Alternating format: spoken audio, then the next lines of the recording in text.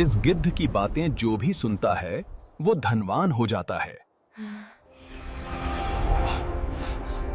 धनवान होना है, इस गिद्ध की बातें जरूर सुने। गरीबी चुटकियों में दूर हो जाएगी। इसलिए आप सभी लोग वीडियो को पूरा देखें। एक गिद्ध ने बताया कि अगर सुख से रहना चाहते हो तो ये 4 चीजें अपने घर में कभी खत्म मत होने देना। मित्रों, ये उन दिनों की बात है जब कैलाश पर्वत की शीतल चोटी पर भगवान शिव ध्यान मग्न बैठे थे। वातावरण शांत था, हिम की सफेद चादर जैसे किसी दिव्य रहस्य को समेटे हुए फैलती जा रही थी। लेकिन उसी पवित्र शांत माहौल में शिवजी ने देखा कि माता पार्वती के चेहरे पर हल्की चिंता की लकीरें दौड़ रही हैं। उनकी आंखों में वो अनकही पीड़ा थी जिसे केवल एक पति ही पहचान सकता है, और वो भी स्वयं महादेव जो इस सृष्टि के भावों को भी पढ़ लेते हैं। शिवजी ने अपनी गहरी और करुणा से भरी दृष्टि पार्वती जी पर डाली और मधुर स्वर में बोले, हे देवी पार्वती, क्या बात है? आप किसी बात को लेकर चिंतित जान पड़ रही हैं। आखिर आपकी इस चिंता के पीछे का कारण क्या है? जरा हमें भी बताइए। भगवान भोलेनाथ ने ये कहते समय अपनी करुणा से भरी दृष्टि माता पार्वती पर डाली, मानो उनके मन की हर हलचल को समझना चाहते हों। उस शांत वातावरण में भी माता के चेहरे पर उभरती व्याकुलता शिवजी के हृदय को स्पर्श कर रही थी। तब भगवान भोलेनाथ की ऐसी बातों को सुनने के बाद माता पार्वती जी धीरे से अपना सिर उठाती हैं।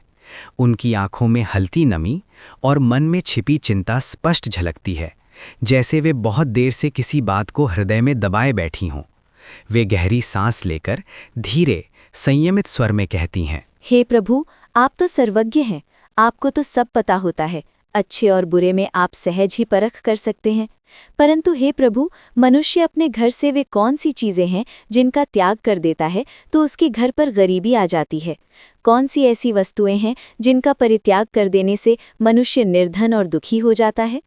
यही बात मेरे मन में बार बार उठ रही है और इसी कारण से मेरा हृदय विचलित हो रहा है। माता पार्वती के शब्दों में एक गहरी चिंता थी, जैसे वे युगों से चले आ रहे किसी रहस्य का समाधान चाहती हों। उन्होंने अत्यंत विनम्रता से शिवजी की ओर देखा, मानो अपने सभी प्रश्नों को उनके चरणों में समर्पित कर दिया हो। तब भगवान भोलेनाथ माता की ओर सौम्य मुस्कान के साथ देखते हुए कहते हैं, हे देवी, आज तो आपने मुझसे ऐसा प्रश्न किया है मानो मानव जाति को गरीबी से मुक्त करने का कोई दिव्य मंत्र ही मांग लिया हो। परंतु आपने यह प्रश्न मुझसे किया है और आप मेरी अर्धांगिनी हैं, इसलिए मैं आपके इस प्रश्न का उत्तर अवश्य दूंगा। मैं आपको इस जिज्ञासा का समाधान एक कहानी के माध्यम से देने का प्रयास करूंगा। आप इस कहानी को शुरू से लेकर अंत तक अवश्य सुनिएगा, तभी आपका संदेह पूर्ण रूप से दूर होगा। तब माता पार्वती जी शिवजी की ओर गहरी श्रद्धा से देखती हुई कहती हैं, हे प्रभु, मुझे आपके मुख से ये कहानी सुनने का सौभाग्य मिलेगा, यही मेरे लिए सबसे बड़ा धन्यवाद है। जहाँ आपके मुख से ऐसे ज्ञान का प्रकाश प्रकट होगा, वहाँ मैं इस कथा को पूरा अवश्य सुनूंगी। आपके शब्द ही मेरे लिए मार्गदर्शन है और आपके द्वारा कही गई हर बात मेरे हृदय में अमिट रूप से बस जाती है। इसलिए हे स्वामी, आप इस कहानी को आरंभ कीजिए, मैं संपूर्ण मन से इसे सुनने के लिए तैयार हूँ। तब भगवान भोलेनाथ माता पार्वती की ओर स्नेह और गंभीरता से देखते हुए आगे कहते हैं, हे देवी पार्वती, एक पहाड़ी पर बैठा एक बूढ़ा गिद्ध रोज दुखी पक्षियों और जानवरों की बातें सुनता था। वह स्वयं तो बहुत वृद्ध था, परंतु बुद्धि में अत्यंत प्रखर। इसलिए जंगल के सभी जीव उसकी ओर सम्मान और विश्वास से देखते थे। हर दिन कोई न कोई अपनी परेशानियां लेकर उसके पास आता और वो गिद्ध बड़ी शांति से सबकी बातें सुनता रहता, मानो उसके पंखों पर ही उनके दुखों का बोझ उतर जाता हो। एक दिन अचानक वहां एक कौवा आया। उसकी चाल में बेचैनी थी, आंखों में घबराहट थी और पंख अस्त व्यस्त थे। वो बूढ़े गिद्ध के पास आकर जमीन पर बैठ गया और भारी सांस लेते हुए कहने लगा, गुरुदेव, इंसान इतना दुखी क्यों रहता है? कौन सी चीजें घर में रखने से आदमी सुख से रह सकता है? कौवे ने कांपती हुई आवाज में ये प्रश्न पूछा, जैसे वो बहुत दिनों से इस उत्तर की तलाश में भटक रहा हो। तब बूढ़ा गिद्ध उसे ध्यान से देखकर हल्के से मुस्कुराया। उसकी मुस्कान में करुणा भी थी और अनुभव का भार भी। पंखों को समेटकर वो थोड़ा आगे झुका और धीमे गहरे स्वर में बोला, बेटा कौवे, घर बड़ा हो या छोटा, सुख हमेशा 4 चीज़ों से बनता है। अगर ये 4 चीज़ें घर से खत्म हो जाएं तो महल भी नरक बन जाता है। मैं तुम्हें बताता हूं कि वे 4 चीज़ें कौन सी हैं। आदमी अगर इन 4 चीज़ों को संभाल कर रख ले तो उसे भगवान भी दुख देने से पहले 10 बार सोचते हैं। तो चलो, इस संबंध में मैं तुम्हें एक कहानी सुनाता हूं। एक ऐसी कहानी जो बताती है कि सुखी रहने के लिए कौन सी 4 चीज़ों को अपने घर में रखना बहुत आवश्यक है। सुनो। बहुत समय पहले एक छोटा सा गांव था। उस गांव में एक ब्राह्मण का परिवार रहता था। घर में ब्राह्मण, उसकी पत्नी और उसकी 2 छोटी-छोटी बेटियां थीं, एक बड़ी और एक बिल्कुल नन्ही। ब्राह्मण गरीब तो था ही, पर उनका सबसे बड़ा दुख कुछ और था। घर का मुखिया यानी वो ब्राह्मण अत्यंत बड़ा पेटू था। उसे हर समय कुछ न कुछ खास खाने की इच्छा बनी रहती थी। सुबह उठते ही वो खाने का नाम ले लेता, दोपहर होते ही कुछ चटपटा खाने की जिद करता और रात को सोने से पहले भी कुछ मीठा या गर्मा गर्म खाने का मन बना लेता। ब्राह्मण की पत्नी दिन रात काम करती रहती थी। जितना थोड़ा बहुत अनाज, दाल या सब्जी घर में होता था, उसी से वो किसी तरह परिवार का पेट भरती थी। लेकिन ब्राह्मण को हमेशा लगता था कि घर में कुछ स्वादिष्ट बनना चाहिए, कुछ अलग, कुछ मज़ेदार। पत्नी कितनी ही बार उसे समझाती कि घर की हालत ऐसी नहीं है कि हर रोज कुछ नया पकाया जाए, परंतु ब्राह्मण की समझ में कुछ नहीं आता था। उसका लालच उसके विवेक पर भारी पड़ जाता था। एक दिन शाम को ब्राह्मण को अचानक पीठा खाने की जोरदार इच्छा हुई। पीठा यानी आटे की लोई में पिसी हुई दाल भरकर बनाई जाने वाली वो विशेष चीज़ जिसका स्वाद सुनते ही उसके मन में लालच उमड़ आया। वो घर की चौखट पर खड़ा हुआ और जोर से बोला, अरे सुनो भाग्यवान, मुझे आज पीठा खाना है और वो भी बहुत अच्छा सा गरम गरम। ब्राह्मण ने जोर से कहा, मानो उसका मन उसी स्वाद में डूबा हुआ हो। पत्नी ये सुनकर घबरा गई। उसके चेहरे पर एकदम चिंता छा गई, क्योंकि वो जानती थी कि घर में ना तो दाल बची है, न ही आटा इतना है कि पीठा बनाया जा सके। वो धीरे से कांपती हुई आवाज में कहने लगी, अरे पीठा कहाँ से बनाऊं? घर में चावल का आटा नहीं है, गुड़ नहीं है, नारियल नहीं है, कुछ भी तो नहीं है। पत्नी की आवाज में असहायता भी थी और चिंता भी, क्योंकि वो जानती थी कि खाली हाथ कुछ भी नहीं बनाया जा सकता। ब्राह्मण ने उसकी बात सुनकर माथे पर गहरी शिकन डाल ली, आंखों में खींच झलक आई और वो झुंझलाते हुए बोला, तुम चिंता क्यों करती हो? मैं सब जुगाड़ कर लूंगा। मुझे आज पीठा चाहिए तो चाहिए। इतना कहकर वो अपनी लाठी उठाता है और भिक्षा मांगने घर घर निकल पड़ता है। गरीबों के घर में भिक्षा मांगने में समय लगता है। कहीं थोड़े चावल मिल गए, कहीं मुट्ठी भर गुड़ मिल गया, कहीं थोड़ा आटा मिल गया। ब्राह्मण सुबह से लेकर रात तक पूरे गांव में भटकता रहा। बड़ी मुश्किल से इतना सामान इकट्ठा हो पाया कि पीठा बन सके। रात गहरा चुकी थी, आकाश में तारों की मंद चमक फैल चुकी थी, लेकिन ब्राह्मण खुशी खुशी घर लौट रहा था, जैसे उसने कोई बहुत बड़ा खजाना पा लिया हो। घर पहुंचते ही उसने सारा सामान अपनी पत्नी के हाथ में थमा दिया और आदेश देते हुए बोला, अरे जल्दी जल्दी बनाओ, आज तो मेरा बहुत ही मन कर रहा है। पत्नी मन ही मन परेशान थी। उसने सोचा, इतनी देर रात को मैं इन्हें पीठा बनाकर कैसे दूं? ऊपर से ये पेटू आदमी हर पीठा गिनता भी रहेगा। पत्नी मन ही मन यही सोचती रही, पर कुछ कह न सकी। वो रसोई में लग गई, चूल्हा जलाया, आटा गूंथा, गुड़ उबाला, नारियल मिलाया और पीठा बनाने में जुट गई। उधर ब्राह्मण जरा भी चैन से नहीं बैठा। वो ठीक रसोई के बाहर बैठकर जासूस की तरह हर पीठा गिनने लगा। उसके हाथ में रस्सी का एक मोटा सा टुकड़ा था। जितना पीठा बनता वो उस रस्सी में एक एक करके गांठ लगाता जाता, ताकि एक भी कम न रह जाए। उसकी हरकत देखकर ऐसा लगता था मानो ये पीठा नहीं, सोने की ईंटें बन रही हों। रात का गहरा सन्नाटा था। इसी बीच बड़ी बेटी की नींद खुल गई। वो हौले से उठी और धीमे कदमों से माँ के पास आकर बोली, माँ, मुझे भी एक पीठा दे दो, मेरा बहुत मन कर रहा है पीठा खाने का। बड़ी बेटी ने भोलेपन से कहा। उसकी आंखों में मासूमियत और इच्छा दोनों साफ छलक रही थी। ये सुनते ही माँ डर गई। उसका दिल जोर से धक धक करने लगा, क्योंकि वो जानती थी कि बाहर बैठा ब्राह्मण एक एक पीठा गिन रहा है। एक भी कम हुआ तो घर में बड़ा झगड़ा खड़ा हो जाएगा। इसलिए वो जल्दी से अपनी बेटी को पास खींचकर धीरे से कहने लगी, नहीं बेटी, ये तुम्हारे लिए नहीं है। अगर तुमने खा लिया ना तो तुम्हारे पिता तुम्हें जंगल में छोड़ आएंगे। माँ ने घबराहट में ये बात कह दी ताकि बच्ची पीठा न मांगे। बड़ी बेटी को ये बात मजाक जैसी लगी। वो मासूम मुस्कान के साथ बोली, अरे माँ, छोड़ने दो जंगल में, मुझे तो सिर्फ पीठा चाहिए। बड़ी बेटी ने हंसते हुए कहा, जैसे उसे माँ की बात कोई डरावनी नहीं लगी हो। उसके लिए तो उस समय दुनिया की सबसे बड़ी खुशी बस एक गरम गरम पीठा खाना ही थी। माँ की मजबूरी बढ़ गई, उसका गला सूख गया, आवाज़ लड़खड़ाने लगी। वो बेटी को अपनी ओर खींचकर धीमे कांपते हुए स्वर में बोली, ठीक है बेटी, ले लो, लेकिन किसी से कहना मत। माँ ने घबराहट में इधर उधर देखा और फिर बड़ी बेटी को एक पीठा चुपचाप थमा दिया। बेटी की आंखों में चमक आ गई। वो पीठा खाकर खुशी खुशी अपने बिस्तर पर जाकर सो गई, मानो उसे दुनिया की सबसे बड़ी मिठाई मिल गई हो। कुछ देर बाद छोटी बेटी की भी नींद खुल जाती है। वो भी धीरे धीरे माँ के पास आती है, आंखें मलते हुए चूल्हे की ओर देखती है जहाँ पीठे की खुशबू फैल रही थी।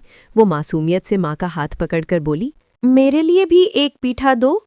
छोटी बेटी ने भोले स्वर में कहा।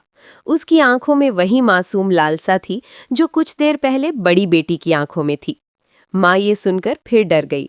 उसका दिल एक बार फिर जैसे बैठ गया। बाहर ब्राह्मण हर पीठा गिन रहा था और एक भी कम होने पर क्या हो सकता है वो अच्छी तरह जानती थी। इसलिए उसने वही बात दोबारा दोहराई। आवाज पहले से भी अधिक कांप रही थी।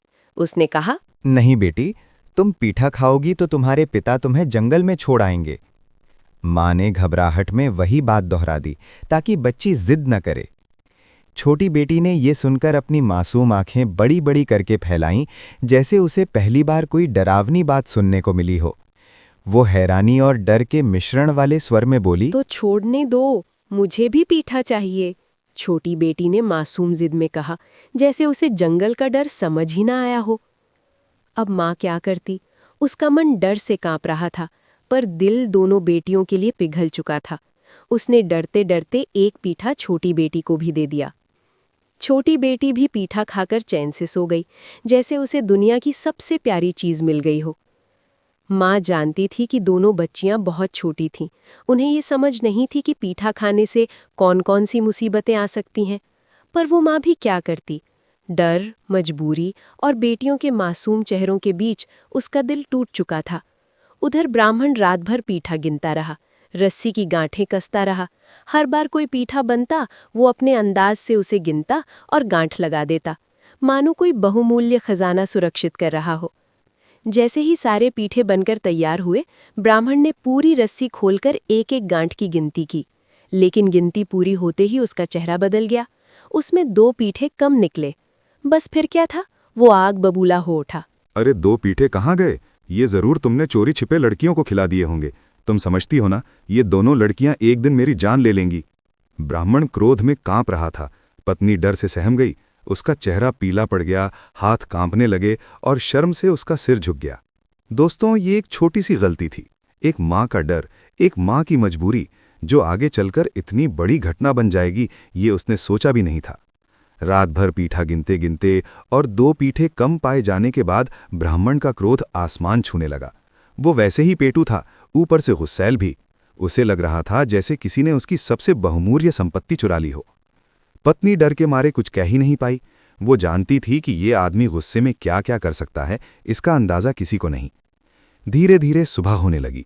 सूरज की हल्की लालिमा आसमान में फैल रही थी, पर ब्राह्मण के चेहरे पर लालिमा सूरज से भी ज्यादा थी, गुस्से से भरा हुआ, जिद से तैश में डूबा हुआ।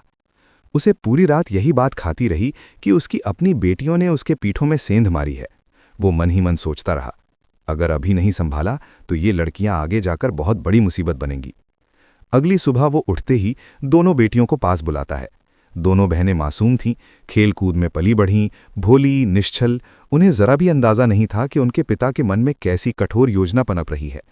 ब्राह्मण ने मीठे स्वर में कहा, बेटियों, चलो आज तुम्हें तुम्हारी बुआ के घर ले चलता हूं, वहां तुम्हें बहुत मजा आएगा। बड़ी और छोटी बेटी दोनों आश्चर्य से एक दूसरे को देखती हैं। उन्होंने तो कभी बुआ का नाम भी नहीं सुना था। बड़ी बेटी ने मासूमियत से पूछा, हमारी कोई बुआ भी है?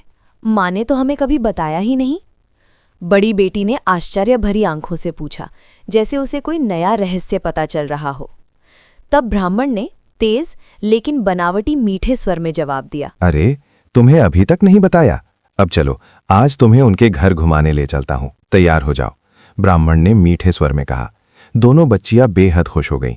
वे पहले कभी कहीं नहीं गई थीं। उनके मन में खुशी की लहर दौड़ पड़ी। वे झटपट तैयार हो गईं। नई उम्मीद, नया उत्साह और दुनिया देखने का सपना उनके मासूम दिलों में भर गया।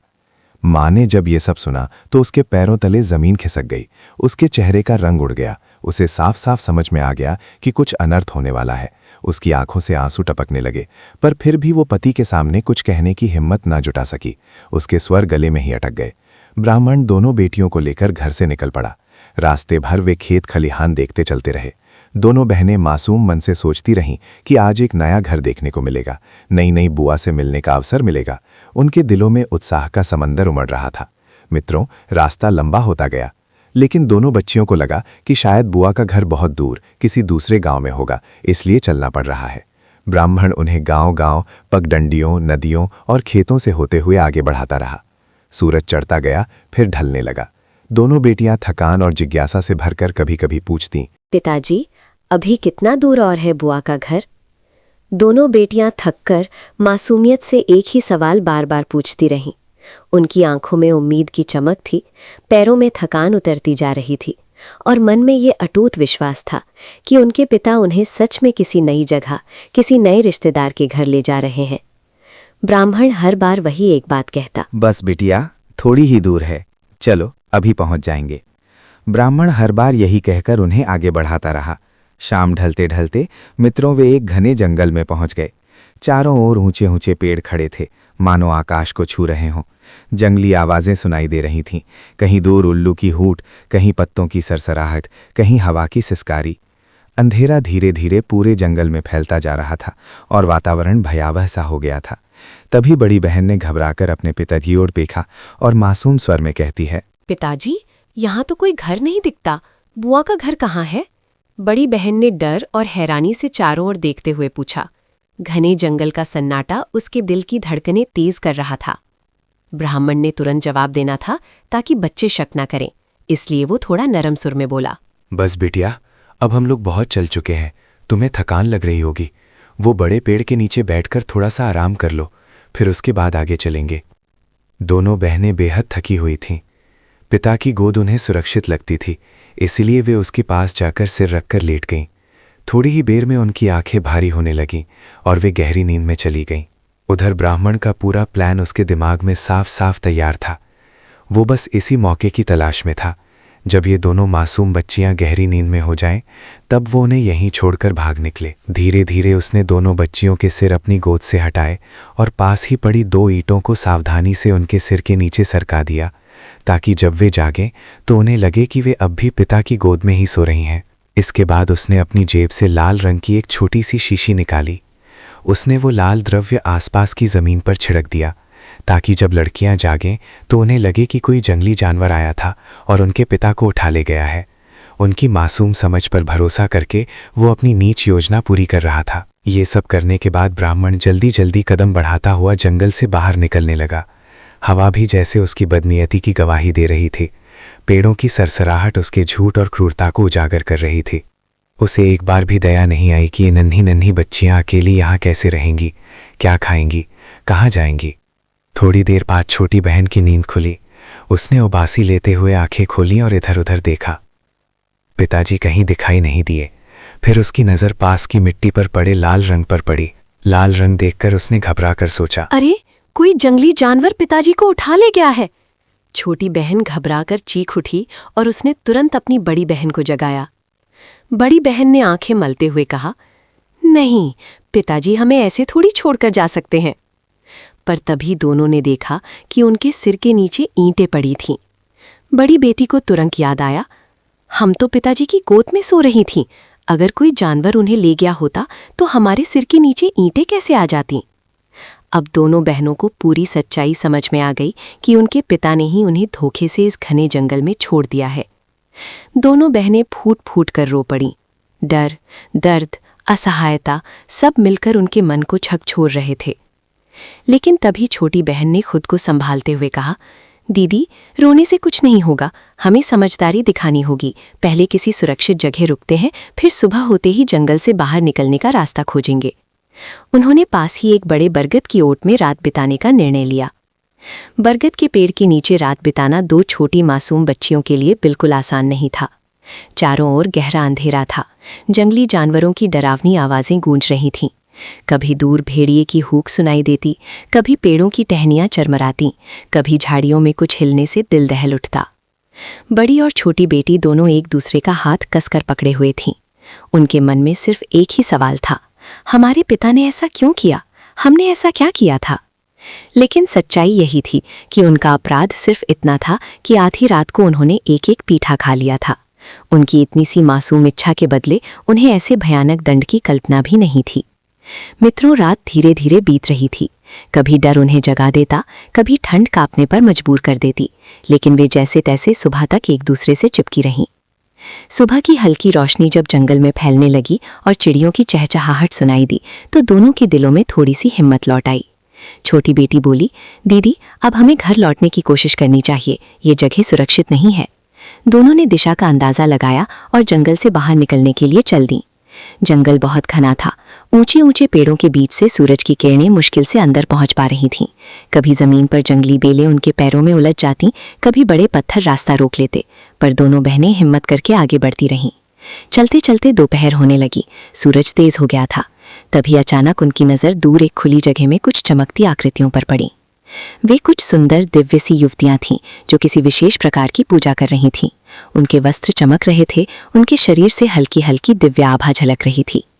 दोनों बहनों ने धीरे से एक दूसरे से कहा, ये कौन सी पूजा है? न तो ये दुर्गा पूजा का समय है, न दिवाली का। तभी पीछे से एक मधुर कोमल आवाज सुनाई दी, ये सूर्य देवता की पूजा कर रही हैं बच्चियों। पीछे से आई उस मधुर आवाज को सुनकर दोनों बहनें चौंक गईं। उन्होंने मुड़कर देखा तो एक दिव्य युवती वहां खड़ी मुस्कुरा रही थी। उसके चेहरे पर ऐसी कोमलता और अपनापन था कि दोनों बहनें डर के बावजूद उसकी ओर खिंची चली गईं। मानो उसके व्यक्तित्व में कोई अद्भुत शांति थी जो भय को पिघला देती थी। जैसे ही दोनों बहनें उस देवकन्या के पास पहुंची, अचानक पूजा का कलश उलट गया। कलश के गिरते ही घुनघुनाहट की हल्की सी ध्वनि हुई और जल भूमि पर फैलने लगा। एक अन्य देवकन्या घबराकर तेज आवाज में बोली, अरे कौन है ये पापी? किसकी छाया से पूजा विफल हो गई है? देवकन्या की घबराई हुई आवाज जंगल में गूंज उठी।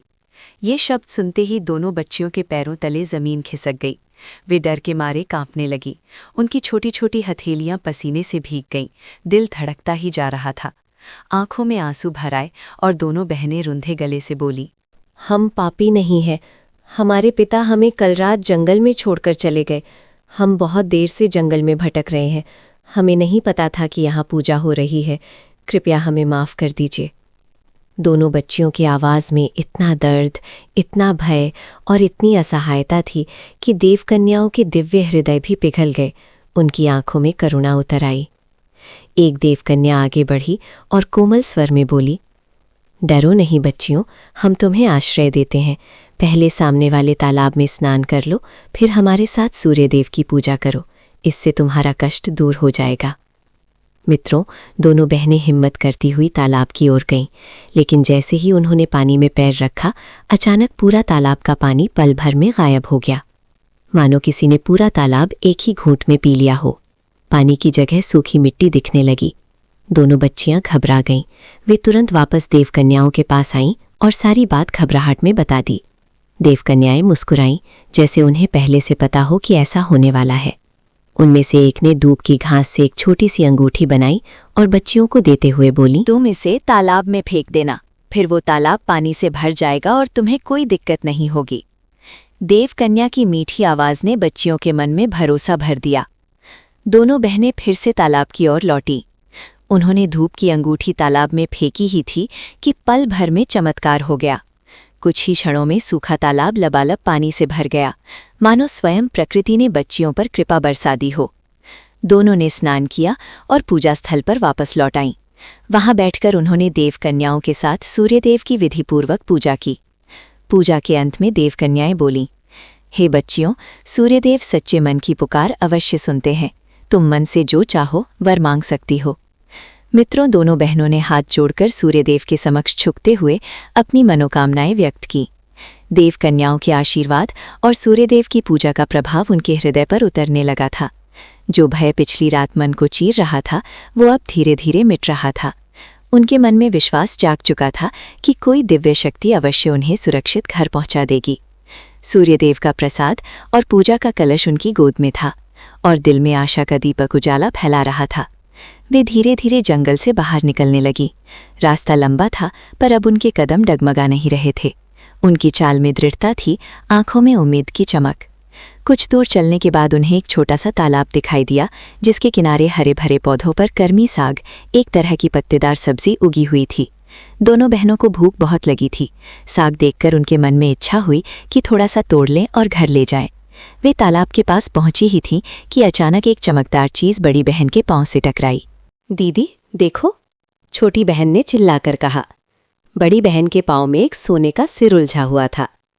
वो कोई साधारण चीज नहीं थी, एक असली सोने का बना हुआ सिर, जिसकी तेज चमक दूर से ही दिखाई दे रही थी, मानो सूर्यदेव की किरणें उसमें समा गई हों। दोनों बहनें आश्चर्य से एक दूसरे को देखती रह गईं। छोटी बहन ने झटपट उसे उठाकर अपनी ओढ़नी में छिपा लिया और उत्साहित स्वर में बोली, दीदी ये जरूर सूर्यदेव का आशीर्वाद है। सूर्यदेव की कृपा और आशा की नई चमक लिए वे घर की ओर चल पड़ी। लंबी यात्रा, भूख, थकान और रात की भयावह घटनाओं के बाद जब वे अपने गांव पहुंची तो उनका दिल तेजी से धड़कने लगा। घर दिखते ही दोनों की आंखें भर आईं। जैसे ही वे आंगन में पहुंची, उनकी मां दौड़ती हुई आई। उसकी आंखें आंसुओं से भरी हुई थी, चेहरे पर दुख और उम्मीद दोनों की छाया थी। और उसके पीछे वही ब्राह्मण भी खड़ा था, वो जिसने अपनी बेटियों को घने जंगल में छोड़ दिया था। माँ टूटे हुए स्वर में पुकार कर बोली, हो मेरी बच्चियों, तुम दोनों कहाँ चली गई थीं? मैंने तो समझ लिया था कि तुम्हें कोई जंगली जानवर खा गया होगा। माँ बिलखते हुए बोली। उसके आंसू रुक ही नहीं रहे थे। वो दोनों बेटियों को बाहों में भर लेना चाहती थी, जैसे उन्हें फिर कभी खोने का डर हो। दोनों बहनों ने रो रो कर सारी कहानी बताई, कैसे पिता उन्हें रात में जंगल में छोड़ आए, कैसे वे घंटों भटकती रहीं, कैसे उनकी देव कन्याओं से भेंट हुई, कैसे सूर्यदेव की पूजा में चमत्कार हुआ और फिर किस तरह उन्हें ये सोने का सिर मिला। मित्रों, ये सुनकर माँ तो स्तब्ध रह गई। उसका दिल दर्द और आश्चर्य से कांप उठा। वो समझ नहीं पा रही थी कि भगवान ने उसकी बच्चियों को किस चमत्कार से बचा लिया। लेकिन तभी ब्राह्मण ने आगे बढ़कर वो सोने का सिर अपने हाथ में उठा लिया। जैसे ही उसकी हथेलियों में उसका भार और चमक पड़ी, उसका चेहरा फक पड़ गया। उसकी सांसें तेज हो गईं, डर उसके पूरे शरीर में फैल गया। वो घबराकर कांपती आवाज में बोला, अरे ये सोने का सिर घर में रखोगी तो हमें जेल हो जाएगी, इसे तुरंत बाहर फेंक दो। ब्राह्मण डर के मारे चिल्लाया। उसने घबराहट में सोने का सिर उठाया और पूरी ताकत से घर से बाहर फेंक दिया। लेकिन मित्रों, चमत्कार देखिए, कुछ ही क्षणों में वो सोने का सिर वापस आ गया और वहीं आकर गिरा जहां पहले था। ब्राह्मण का दिमाग चकरा गया। उसने दोबारा फेंका, फिर वापस आ गया, तीसरी बार फेंका, फिर लौट आया। अब उसका डर 7 गुना बढ़ गया। वो कांपने लगा, मानो कोई अदृश्य शक्ति उसे उसकी गलती का एहसास करा रही हो। उधर माँ ने दोनों बेटियों द्वारा लाया गया सूर्यदेव का पवित्र कलश घर के एक कोने में स्थापित किया और श्रद्धा से उसकी पूजा करने लगी। और देखिए, चमत्कार यहीं से शुरू हो गया। जहां पहले फूस की झोपड़ी थी, वहां एक सुंदर सुगंधित घर खड़ा होने लगा। जहां पहले बर्तन खाली रहते थे, वहां अनाज और दालें भरने लगीं। जहां गरीबी का अंधेरा फैला रहता था, वहां सुख समृद्धि का उजाला उतरने लगा। माँ के चेहरे पर खुशी की चमक फैल गई। घर धीरे धीरे इतना समृद्ध होने लगा कि जहां पहले एक समय की रोटी भी मुश्किल से मिलती थी, अब वहां मेहमानों को भी ससम्मान भोजन कराया जाता था। चमत्कार यहीं नहीं रुका। कुछ ही महीनों में ब्राह्मण की पत्नी ने एक चांद जैसे सुंदर पुत्र को जन्म दिया। लोग कहते थे, ये भी सूर्यदेव की ही कृपा है। समय बीतता गया, दोनों बहनें बड़ी हुईं और फिर उनकी शादी का समय आया। बड़ी बेटी की शादी राजा से हुई और छोटी बेटी की शादी मंत्री से। दोनों अपनी अपनी सवारी पर बैठकर अत्यंत सम्मान से विदा होने को तैयार थीं। ससुराल की यात्रा शुरू करने से पहले ब्राह्मण ने बेटियों से पूछा, बेटियों, तुम लोगों की कोई आखिरी इच्छा हो तो बताओ। तब बड़ी बेटी ने धीमे, मधुर और भावपूर्ण स्वर में कहा, बहुत दिन से मछली का शोरवा खाने की इच्छा है। बड़ी बेटी ने मुस्कुराते हुए कहा। छोटी बेटी बोली, आज अगन माह का रविवार है, मैं सूर्यदेव की पूजा करना चाहती हूँ। ब्राह्मण ने दोनों की इच्छाएं पूरी की। फिर वे बेटियां अपने अपने पतियों के साथ रवाना हो गई। यहीं से किस्मत ने दोनों के लिए बिल्कुल अलग रास्ते तय कर रखे थे। एक के रास्ते में विपत्ति थी तो दूसरे के रास्ते में खुशहाली। दोनों बहनें अपने अपने पतियों के साथ नई जिंदगी शुरू करने निकली थीं। एक तरफ बड़ी बेटी थी जो राजा की रानी बनने जा रही थी, दूसरी ओर छोटी बेटी जो मंत्री की पत्नी बनकर नए जीवन की ओर बढ़ रही थी। लेकिन किस्मत का लेखा दोनों के लिए बिल्कुल भिन्न था। जहां एक के कदमों से विपत्तियां उठ रही थीं, वहीं दूसरे के कदमों से खुशियां बरस रही थीं। बड़ी बेटी राजा के साथ राजमहल की ओर जा रही थी।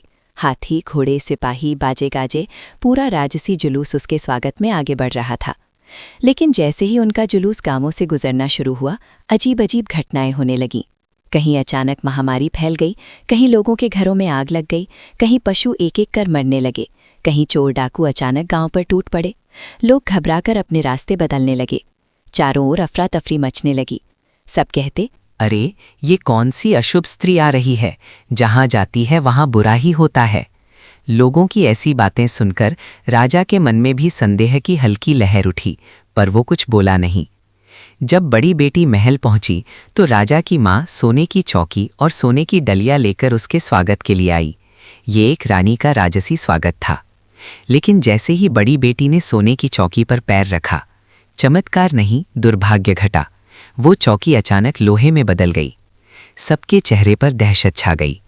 राजा की माँ डरते हुए पीछे हट गई और कांपते स्वर में बोली, अरे बेटा, ऐसी कुलक्षणी बहू मैंने आज तक नहीं देखी।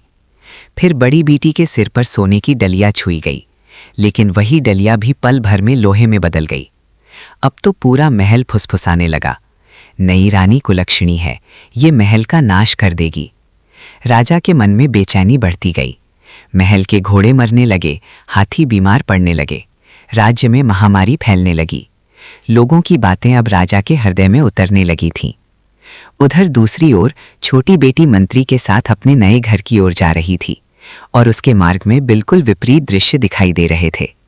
जहां जहां वो गुजरी, पेड़ पौधों पर फूल खिल गए, खेतों में सुनहरी फसलें लहराने लगीं, पक्षी मधुर स्वर में गाने लगे। लोगों के घरों में हंसी खुशी फैलने लगी। किसानों की फसलें दोगुनी होने लगी, व्यापारियों को लाभ होने लगा, बीमार लोग स्वस्थ होने लगे। ऐसा लग रहा था मानो खुशहाली उसके कदम चूम रही हो। जब छोटी बेटी अपने ससुराल पहुंची तो मंत्री की मां के पास सोने की चौकी या डलिया नहीं थी। वो गरीब थी। उसने स्वागत एक साधारण लकड़ी की चौकी और पीतल की डलिया से किया। लेकिन जैसे ही छोटी बेटी ने चौकी पर पैर रखा, वो लकड़ी की चौकी सोने में बदल गई, और जैसे ही पीतल की डलिया सिर से छुई, वो भी सोने की बन गई। मित्रों, ये देखकर उसकी सास के मुंह से अनायास निकल गया, हे भगवान, ऐसी लक्ष्मी जैसी बहू आज तक नहीं देखी। घर में उत्सव जैसा माहौल छा गया। हर ओर खुशहाली, समृद्धि और मंगल ही मंगल दिखने लगा। उधर राजमहल के हालात दिन प्रतिदिन बिगड़ रहे थे। लोग आपस में कहने लगे, नई रानी के आने के बाद ही ये सब हो रहा है। राजा को भी लगने लगा कि शायद उसकी रानी ही इस दुर्भाग्य का कारण है। एक दिन उसने मंत्री को बुलाकर कठोर स्वर में कहा, मैं ऐसी कुलक्षणी बहू को नहीं रख सकता। कल ही उसकी गर्दन कटवा दो। राजा का यह क्रूर आदेश सुनकर मंत्री धर्म संकट में पड़ गया। राजा का आदेश मानना भी आवश्यक था और रानी की जान बचाना भी एक मनुष्य धर्म था। जल्लादों को आदेश दे दिया गया कि वे अगली सुबह बड़ी रानी को मार डालें। लेकिन जब जल्लाद ने उस मासूम निर्दोष रानी को देखा, उसकी आंखों में करुणा भर आई। उसने सोचा, इस नन्ही सी लड़की का क्या दोष, इसे कैसे मार दूं? वह उसे मारने के बजाय चुपके से छोटी बेटी मंत्री की पत्नी के घर के सामने छोड़ आया और राजा को यह भ्रम देने के लिए एक कुत्ते को मारकर उसका खून पेश कर दिया, ताकि लगे कि आदेश पूरा हो गया। जब छोटी बेटी बाहर आई तो उसने तुरंत बड़ी रानी को पहचान लिया। अपनी ही बड़ी बहन, जो थकी हुई, टूटी हुई, डरी हुई उसके दरवाजे पर खड़ी थी। छोटी बेटी हड़बड़ाकर उसे अंदर ले गई। उसने अपनी बहन के सामने पानी रखा, उसे बैठाया और प्यार से उसके कांपते हाथों को थामा। बड़ी रानी ने रोते रोते सब कुछ बता दिया। कैसे राजा ने उसे कुलक्षणी कहा, कैसे महल में बातें फैल गईं, कैसे आदेश आया कि उसकी गर्दन काट दी जाए और कैसे जल्लाद ने दया करके उसकी जान बचाई। छोटी बेटी ने अपनी बहन की सारी बातें बड़ी करुणा और ध्यान से सुनी। फिर उसने अपनी आंखों में दृढ़ प्रेम की चमक के साथ कहा, दीदी, ये सब सूर्य देव का कोप है। जिस मन से वर मांगते हैं, उसी मन के अनुसार फल भी मिलता है। छोटी बेटी ने शांत स्वर में कहा। उसके शब्दों में गहराई भी थी और सच्चाई भी। उसने बड़ी बहन को अपने घर में गुप्त रूप से सुरक्षित रखा, यहाँ तक कि उसके पति मंत्री को भी इसका पता नहीं चला। बड़ी बेटी के लिए ये घर अब एक आश्रय था, एक छुपी हुई शरण, जहां उसे पहली बार लगा कि वो सुरक्षित है। इधर दोनों बहनों के ससुराल में स्थितियां बिल्कुल विपरीत थीं। एक के कदमों से विपत्ति उठ रही थी, तो दूसरी जहां कदम रखती वहां सौभाग्य और समृद्धि बरस पड़ती। उधर उनके माँ बाप के घर में, जहां उनकी माँ रोज सूर्यदेव के कलश की पूजा करती थी, वहां भी स्थिति पूरी तरह बदल चुकी थी। धीरे धीरे समय बीतता गया और सूर्यदेव की कृपा से घर में ऐसा धन धान्य आया कि पूरा गांव चर्चा करने लगा। जहां कभी फूस की झोपड़ी थी, वहां अब एक सुंदर बड़ा घर खड़ा था। अनाज, कपड़े, गहने, सब कुछ किसी चमत्कार की तरह भरता गया। माँ दिन रात अपनी बेटियों की कुशलता के लिए प्रार्थना करती रहती। लेकिन ब्राह्मण, उसका स्वभाव अब भी वैसा ही था। वो पहले पेटू था, अब घमंडी भी हो गया था। उसे लगने लगा कि ये सब उसके भाग्य और उसके कर्मों से आया है। वो भूल चुका था कि अगर देवकन्या और सूर्यदेव की कृपा ना होती तो उसकी बेटियां शायद जीवित भी घर वापस ना आती। मित्रों, समय आया कि उसका इकलौता बेटा विवाह के योग्य हो चुका था। ब्राह्मण ने बड़े धूमधाम से बेटे की शादी तय की और बारात लेकर निकल पड़ा। बड़ा सा जुलूस, घोड़ी, बाजे गाजे सब चमक रहे थे। डोल नगाड़ों की आवाज से पूरा रास्ता गूंज रहा था। पर बारात थोड़ी दूर ही पहुंची थी कि अचानक उसके बेटे को एक बात याद आई। ओह, सरोता तो हम घर पर ही भूल आए। ब्राह्मण का बेटा घोड़ी से उतरते हुए बोला। ब्राह्मण झट बोला, ठहरो बेटा, मैं अभी लेकर आता हूं, तुम लोग यहीं प्रतीक्षा करो। वो तेजी से घर की ओर दौड़ पड़ा। जब वो घर पहुंचा तो उसने देखा कि दरवाजा बंद था। अंदर उसकी पत्नी सूर्यदेव की पूजा में बैठी हुई थी। ब्राह्मण ने दरवाजे पर जोर से खटखटाया। अंदर से पत्नी ने शांत स्वर में कहा, अभी मैं पूजा में हूं, थोड़ी देर रुक जाओ। लेकिन ब्राह्मण का स्वभाव तो वही पुराना, क्रोधी और उतावला। उसके लिए प्रतीक्षा करना मानो असंभव था। वो झल्लाकर लाठी उठाता है और धड़ धड़ दरवाजा पीटने लगता है। कुछ ही क्षणों में लकड़ी का दरवाजा टूटकर गिर जाता है। अंदर उसका दृश्य बिल्कुल अलग था। उसकी पत्नी पूजा में बैठी थी, सामने सूर्यदेव का पवित्र कलश रखा हुआ था। घर का वातावरण शांत, दिव्य और पवित्र था। लेकिन ब्राह्मण की आंखों में तो केवल गुस्सा भरा था। वो क्रोध से कांपते स्वर में बोला, तू यहां पूजा में लगी बैठी है और उधर मेरा बेटा और बाराती इंतजार कर रहे हैं। ये तू क्या कर रही थी?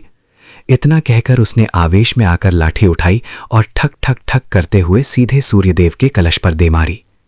कलश चकनाचूर हो गया। उसके टूटने की आवाज घर में गूंज उठी, मानो कोई पवित्र शक्ति एक झटके में अपमानित कर दी गई हो।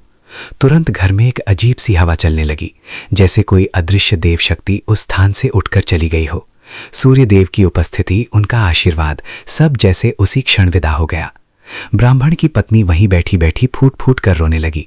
उसके आंसू मोतियों की तरह गिरते जा रहे थे। वो समझ गई थी कि उसके पति ने घर की सबसे बड़ी रक्षा शक्ति को नष्ट कर दिया है। उसके मुंह से निकला, ये तुमने क्या कर दिया? ब्राह्मण की पत्नी रोते रोते बोल पड़ी, इसी से हमारा घर भरा था, इसी की कृपा से हमारी बेटियां सुरक्षित रहीं। इसी आशीर्वाद के कारण एक बेटी राजा के घर पहुंच गई और दूसरी मंत्री के घर। उसकी आवाज में टूटन भी थी और विनती भी। वो समझ नहीं पा रही थी कि उसके पति ने क्या विध्वंस कर डाला है। मित्रों, ये सुनकर ब्राह्मण पहले तो हक्का बक्का रह गया, फिर अचानक क्रोध में चिल्लाया, बस बहुत हो गया ये कलश कलश का राग। मैं मेहनत करता हूं इसलिए ये सब मिला है। कोई कलश घर भरता है भला? मुझे कुछ नहीं पता, बस सरोता दे दे, बारात वहां इंतजार में खड़ी है। ब्राह्मण झल्ला कर बोला। उसकी पत्नी ने आंसू पोंछे टूटी हुई आवाज में कुछ कहना चाहा, लेकिन कह ना सकी। चुपचाप सरोता उठाया और कांपते हाथों से उसे दे दिया। ब्राह्मण बिना कुछ सोच समझे बाहर भागा और तेजी से वहीं पहुंचा जहां उसने बारात को छोड़ा था। लेकिन वहां पहुंचते ही उसका दिल धक से रह गया। ना बारात थी, ना घोड़ी, ना बाजा, ना लोग। पूरा मैदान सूना पड़ा था। सिर्फ उसका बेटा अकेला, डरा हुआ, रोता हुआ वहां खड़ा था। ब्राह्मण घबराकर उसके पास पहुंचा और बोला, अरे बाकी लोग कहाँ चले गए बेटा? बेटे ने आंसू पोंछते हुए हिचकियों के बीच बताया, पिताजी, जैसे ही आपने घर का दरवाजा छोड़ा सब कुछ बदलने लगा। घोड़ी गिर पड़ी, बाजे गाजे टूट गए, लोग डरकर भाग गए, सब कुछ खत्म सा हो गया। बेटा हिचकियां लेते हुए रो रहा था। ये सुनते ही ब्राह्मण के हाथ से सरोता नीचे गिर पड़ा। उसकी समझ एकदम सुन्न पड़ गई। वो बिना रुके, बिना सोचे दौड़ता हुआ घर की ओर भागा। जैसे ही वो घर के पास पहुंचा, उसके पैरों तले जमीन खिसक गई। उसकी आंखें फटी की फटी रह गईं। जो घर कल तक बड़ा, मजबूत, पक्का बना हुआ था, जो सोने चांदी से भरा हुआ था, जहां अनाज के ढेर लगे थे, जहां गुल्लकें भरी रहती थीं, वो सब कुछ गायब हो चुका था। घर फिर से वही पुरानी, टूटी फूटी, फूस की झोपड़ी बन चुका था, जैसा वो शुरू में हुआ करता था। ब्राह्मण का हृदय धक से बैठ गया। सूर्यदेव की कृपा, वो दिव्य संपन्नता, वो समृद्धि, सब उसी क्षण लुप्त हो चुकी थी। उसकी पत्नी रोते हुए बाहर आई। चेहरा आंसुओं से भीगा था, आवाज कांप रही थी। वो बिलखते हुए बोली, ये सब तुमने किया है? तुमने सूर्यदेव के कलश को तोड़ा, तुमने हमारी रक्षा करने वाली शक्ति को अपमानित कर दिया, और देखो, जो कुछ भी हमारे पास था सब चला गया। भगवान ने सब ले लिया, तुम्हारे गुस्से और अहंकार ने सब मिटा दिया। ब्राह्मण की पत्नी रोते रोते बोल पड़ी। उसकी आंखों में वो दर्द था जो शब्दों में नहीं उतर सकता। ब्राह्मण अब शांत था। उसका अहंकार चूर हो चुका था, गुस्सा राख बनकर उड़ चुका था, और हृदय में सिर्फ पछतावा ही रह गया था। वो धीमे से टूटी हुई आवाज में बोला, जो हो गया वो हो गया। अब सब भूलकर फिर से सूर्यदेव की पूजा शुरू करते हैं। ब्राह्मण ने भारी मन से कहा, जैसे खुद को भी समझा रहा हो। पत्नी ने आह भरकर जवाब दिया, कैसे पूजा करूं? घर में कुछ भी तो नहीं बचा है, ना कलश, ना अनाज, ना दीप, ना दान, सब तो नष्ट हो गया। ब्राह्मण थोड़ी देर चुप रहा, फिर धीमे स्वर में बोला, चिंता मत करो, मैं छोटी बेटी के घर जाता हूं। वो तो लक्ष्मी स्वरूपा है, सूर्यदेव की कृपा उस पर है, वो कुछ न कुछ मदद जरूर करेगी। मित्रों, कलश टूटने और सारी समृद्धि समाप्त हो जाने के बाद ब्राह्मण का सिर झुक गया था। जो घर कभी सोना उगरता था, आज फिर से वही फूस की झोपड़ी बन चुका था। अनाज, कपड़ा, धन सब समाप्त हो चुका था। मानो सूर्यदेव की कृपा एक झटके में उठकर आकाश में विलीन हो गई हो। थका हारा टूटा हुआ ब्राह्मण अब पहली बार अपने जीवन में सच्चे अर्थों में पछता रहा था। पिछले दिनों की हर घटना उसकी आंखों के सामने घूम रही थी। अपनी ही बेटियों को जंगल में छोड़ आना, अहंकार में आकर पवित्र कलश को तोड़ देना, और उसका परिणाम सब कुछ उससे छिन जाना। कुछ देर वो वहीं बैठा रहा, दीवार की ओर खाली नजरें टिकाए। फिर उसने गहरी सांस ली और पत्नी से बोला, जो हो गया उसे अब हम बदल नहीं सकते, लेकिन एक रास्ता है। छोटी बेटी सूर्यदेव की कृपा से संपन्न है, मैं उसके घर जाता हूं, वो हमारी मदद करेगी। पत्नी ने आंसू पोंछते हुए सिर हिलाया। उसकी आंखों में दुख, आशा और भय तीनों मिश्रित थे। हाँ, जाओ, पर याद रखना, अब तुम पिता हो, भीख मांगने वाले नहीं। सादगी और नम्रता से जाना। पत्नी ने आंसू पोंछकर धीमे स्वर में कहा। दोस्तों, ब्राह्मण भारी मन से धीमे धीमे कदमों से मंत्री के घर की ओर चला। उसके पैरों में थकान थी, दिल में पछतावा था, और आंखों में डर कि पता नहीं बेटी कैसे मिलेगी, मदद मिलेगी या नहीं। जब वो मंत्री के भव्य महल के दरवाजे पर पहुंचा तो पहली ही नज़र में उसका दिल दहल उठा। वहां सोने के घड़े सजे हुए थे, चमचमाते बर्तन कतार में रखे थे, दासियां हाथों में रत्नों से भरी हांडियां लिए खड़ी थीं। पूरा दरबार जैसे किसी उत्सव से चमक रहा था। ब्राह्मण अपनी आंखों पर भरोसा ही नहीं कर पाया। वो तो टूटी झोंपड़ी से आया था, और यहाँ तो मानो लक्ष्मी का दरबार बिछा हुआ था। उसकी मुंह से अनायास निकल गया, मैं छोटी बेटी का पिता हूं, मुझे उससे मिलने दो। ब्राह्मण ने विनम्रता से कहा। लेकिन दासियों को उस फटे पुराने कपड़े पहने बूढ़े आदमी की बात पर विश्वास नहीं हुआ। उनके विचार में मंत्री की ससुराल इतनी समृद्ध, इतनी भव्य, तो उसकी बेटी का पिता इतना निर्धन, इतना साधारण कैसे हो सकता है। उन्होंने मन ही मन सोचा, ये व्यक्ति हमारी रानी का पिता कैसे हो सकता है। ब्राह्मण ने उनके चेहरे पढ़ लिए। उसे समझ आ गया कि बिना किसी पहचान के अंदर जाना लगभग असंभव है। तभी उसके मन में एक उपाय सूझा। वो वही देव कन्याओं से सीखा हुआ संकेत याद कर बैठा। उसने पास रखे एक घड़े से घास की एक छोटी अंगूठी बनाई और चुपचाप घड़े में डाल दी। उधर दासियां उस घड़े को छोटी बेटी के स्नान के लिए ले जा रही थी। जैसे ही घड़े से ढला पानी छोटी बेटी पर गिरा, वही घास की अंगूठी उसके सिर पर आ गिरी। क्षण भर के लिए छोटी बेटी रुक गई। उसकी आंखें चमक उठी, दिल धक धक करने लगा। वो तुरंत समझ गई, ये संकेत पिताजी का ही हो सकता है। उसने तेज और आग्रहपूर्ण स्वर में आदेश दिया, उन्हें तुरंत अंदर ले आओ, आदर के साथ। दासियां घबरा गई। वे दौड़ती हुई बाहर पहुंची और उस वृद्ध ब्राह्मण को सम्मानपूर्वक भीतर ले आईं। छोटी बेटी ने जैसे ही पिता को देखा, वो भावुक होकर उनके चरणों में गिर पड़ी। पिता का हृदय जैसे किसी ने मुट्ठी में लेकर दबा दिया हो। आंखें भर आईं। कभी जो वही बेटी जंगल में अकेली छोड़ दी गई थी, आज वही बेटी अपने महल में उसे सम्मान से गले लगा रही थी। छोटी बेटी ने आंसुओं से भरे स्वर में कहा, पिताजी, आपने बताया क्यों नहीं कि आप आ रहे हैं? छोटी बेटी ने अपने आंसू पोंछते हुए पूछा। उसकी आवाज में चिंता भी थी और अपनापन भी। ब्राह्मण सिर झुकाकर शर्म से भरे स्वर में बोला, बेटी, मैं किस मुंह से बताता? जिस पिता ने तुम्हें जंगल में छोड़ा था, जिसने तुम्हारी माँ की बात नहीं मानी, जिसने सूर्यदेव के कलश को क्रोध में तोड़ दिया, वही आज तुम्हारे दरवाजे पर मदद मांगने आया है। बिटिया, हमें कंगाली ने घेर लिया है। ब्राह्मण की आवाज टूट रही थी। घर का सब कुछ समाप्त हो गया। तेरी माँ पूजा करना चाहती है, पर घर में कुछ भी नहीं बचा है। ये कहते हुए उसकी आंखें झुक गईं। उसे अपना अहंकार, अपना क्रोध, अपना किया हर पाप याद आने लगा। आज पहली बार वो अपनी ही बेटी के सामने स्वयं को असहाय पा रहा था। छोटी बेटी ने पिता के चेहरे पर उतरा दुख देखा, उसका कांपता हुआ हाथ थामा और बिना एक क्षण सोचे तुरंत बोली, पिताजी, आप चिंता न करें। छोटी बेटी ने प्रेम से कहा, मैं आपको वो सब कुछ दे दूंगी जिससे आपकी पूजा फिर से शुरू हो सके। उसने पिता का खूब आदर सत्कार किया, उन्हें बैठाया, भोजन कराया और फिर सोना, चांदी, धन, अनाज, पूजा के लिए आवश्यक हर वस्तु सम्मानपूर्वक उनके हाथ में सौंप दी। ब्राह्मण भारी सामान लेकर नई उम्मीदों के साथ घर लौट रहा था। उसके कदमों में तेजी थी और मन में एक ही विचार, अब हमारी जिंदगी फिर से पहले जैसी हो जाएगी।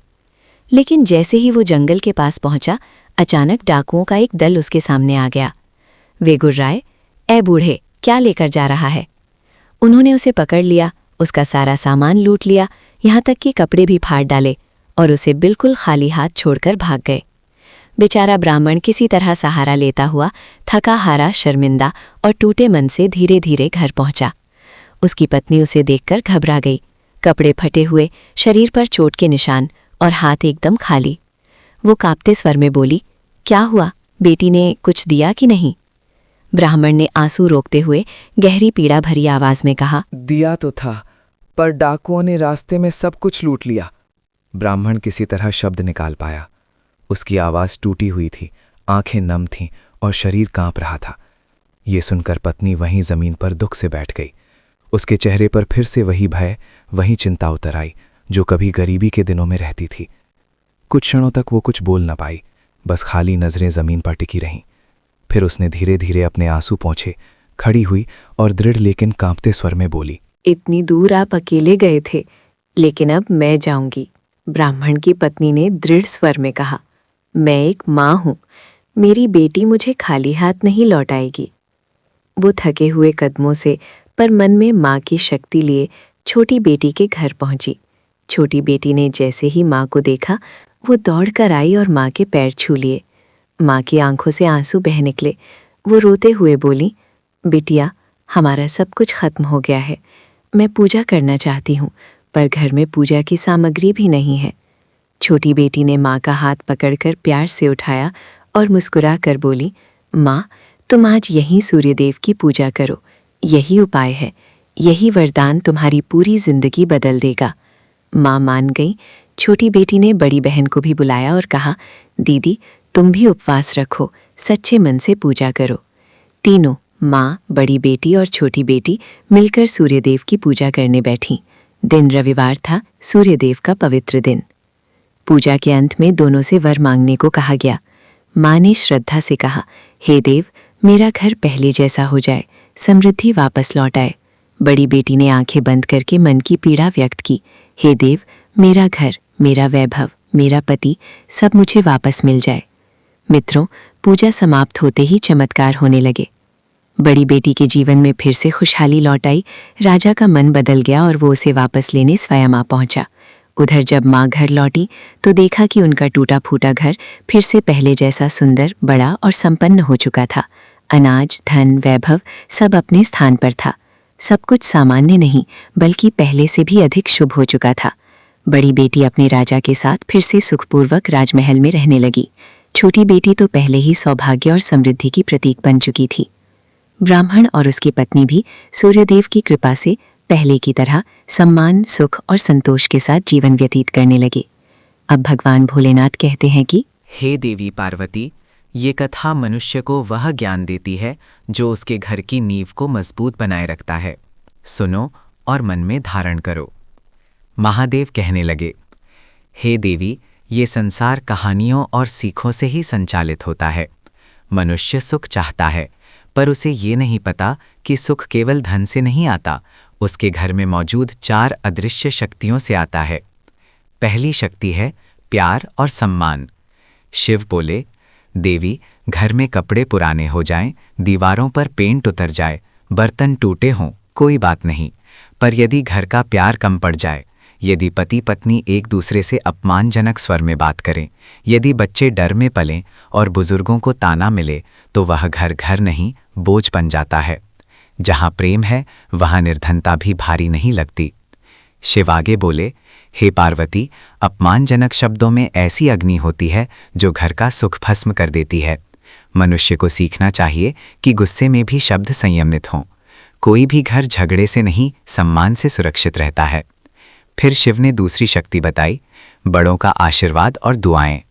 वो बोले, देवी, मनुष्य भूल जाता है कि उसके घर की वास्तविक ढाल कोई ताला चाबी नहीं, बल्कि माता पिता और बुजुर्गों का आशीर्वाद होता है। उनका अनुभव, उनकी सीख, उनका स्नेह, ये सब मिलकर घर की रक्षा करते हैं। जहाँ बुजुर्गों का सम्मान नहीं, वहाँ धन टिकता नहीं, और जहाँ उनका आशीर्वाद है, वहाँ कष्ट भी अधिक समय नहीं ठहरते। माता पार्वती ध्यानपूर्वक सुन रही थीं। शिव मुस्कुराए और बोले, जो संतान अपने माता पिता की सेवा करती है, वह स्वयं इस सृष्टि में कभी असहाय नहीं रहती। उसके लिए मार्ग अपने आप खुलते जाते हैं। इसलिए मनुष्य को चाहिए कि बुजुर्गों को अलग कमरे की चुप्पी में ना छोड़े, बल्कि परिवार की धड़कन में शामिल रखे। महादेव ने तीसरी शक्ति बताई, हंसी, खुशी और अच्छी बातें।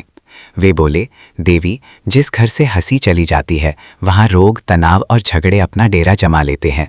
जीवन कितना भी कठिन हो, परिवार को एक दूसरे का सहारा बनना चाहिए। एक साथ बैठकर भोजन करना, चाय पीते हुए 2 बातें करना, बच्चों से हंसी मजाक करना, ये छोटी बातें नहीं, यही घर को घर बनाती हैं। पार्वती के चेहरे पर हल्की मुस्कान आई।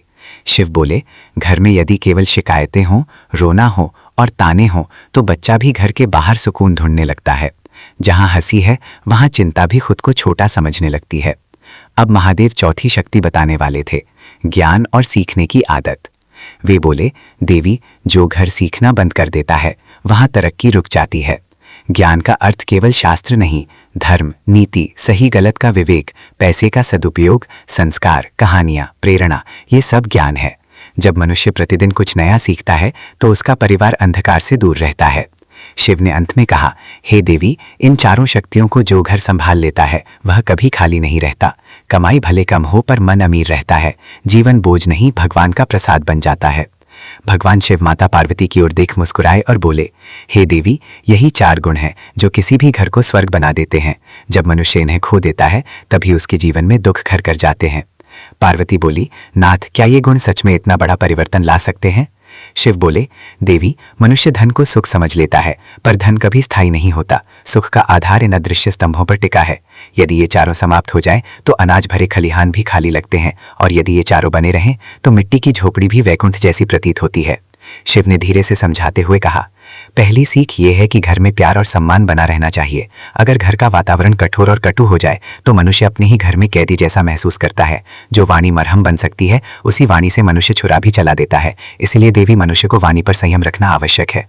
इसके बाद शिव ने दूसरी बात बताई, घर में बुजुर्गों का होना किसी तीर्थ स्थान के समान है। उनका अनुभव सूर्य की तरह प्रकाश देता है, उनकी दुआएं कवच बन जाती हैं। हे पार्वती, आजकल मनुष्य उन्हें बोझ समझ बैठता है, और इसी सोच से उसका भाग्य दरिद्रता की ओर मुड़ जाता है। जहाँ बड़ों की सेवा होती है, वहाँ कभी दुर्भाग्य टिक नहीं पाता।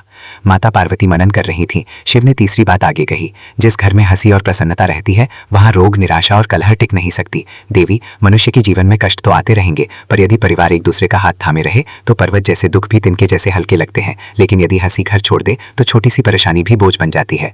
अब महादेव ने अंतिम चौथी सीख बताई, ज्ञान, यही वह प्रकाश है जो घर को अंधकार से बचाता है। जो परिवार सीखना बंद कर देता है, वहाँ गलतियां बढ़ने लगती हैं। जीवन में विवेक बहुत आवश्यक है। धर्म का ज्ञान, नीति की बात, अच्छी कहानियों का संस्कार और बच्चों को सही गलत का भेद सिखाना। जहाँ ज्ञान की ज्योति जलती है, वहाँ श्रृंखला की तरह शुभ फल आने लगते हैं। शिव बोले, हे देवी, इन 4 गुणों को जो घर संभाल ले, वहाँ दरिद्रता टिक नहीं पाती, और जो मनुष्य इन्हें नष्ट कर देता है, वह अपने ही हाथों से सुख के द्वार बंद कर देता है।